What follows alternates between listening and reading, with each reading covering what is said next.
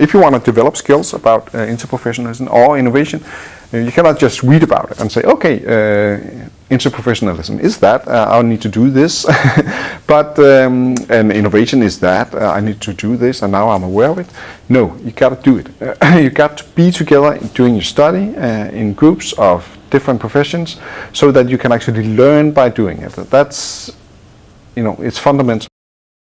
A team is a group of people who are working together with a common goal, and that can be a challenge also in interprofessionalism, because when you meet together as a group of professions, you meet together with groups of persons who are, due to the thing that they are professions. When you're a profession, you have that you are professions, you have different goals from the beginning. You are employed in different sectors. You're employed with a job for you to do something specific, and when we bring professions together, we bring together people or professions who are actually from the beginning working with different kind of goals. And what we need to bring to this team, if it should be working well as a team, is there a common perception of why we're here. How do we actually see our work together, not only from different kind of views, but what is our common goal? One of the ways of dealing well in a team when you are innovating together and when you're working together with the interprofessional goal of learning from each other, is that one of the good ways to do that, one of the things to remember, is that I'm coming into a group, and I will have to realize that it will take time maybe to establish the relations and the trust among each other, and that's natural. And we have to walk carefully, and we have to communicate carefully, and we have to be aware that some sees the team working as something that is hard, and it can be hard because many professions are used to have the right to define how to work and to define the most important part. And now I'm together with other professions, and they have different ways of seeing, perception. They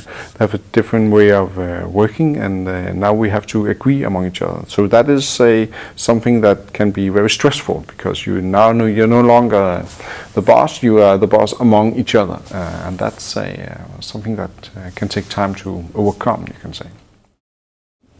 Yeah, when is it a good conflict? You can say, when is it then a good conflict, and when is it then a bad conflict? I think that a good conflict in interprofessionalism, that's a conflict where you, both of you are agreeing that we have, in this situation, we might have different perspectives on the work that we're doing together, but it actually is bringing something new to the situation, and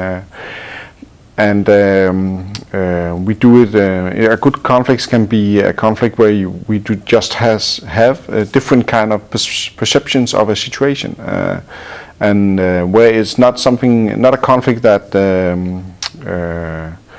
are seen from each part as a conflict where we are trying to eliminate each other. It's rather a conflict where we are reinforcing, where we are strengthening each other by being different.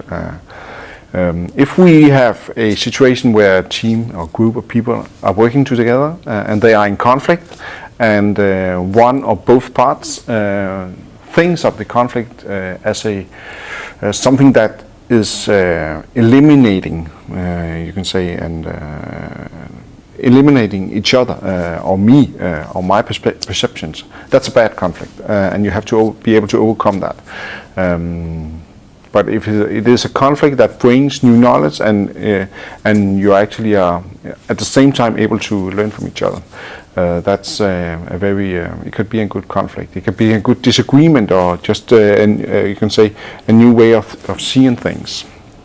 Actually, I used to bring this example from from songwriting into this situation.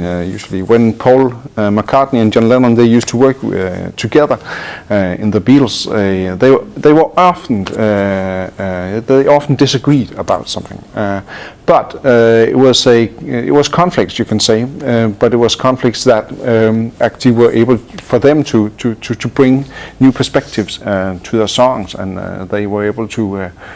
Because they worked together, they were able to make songs that were so good and even better than they were able to do it on their own. So that's a good conflict.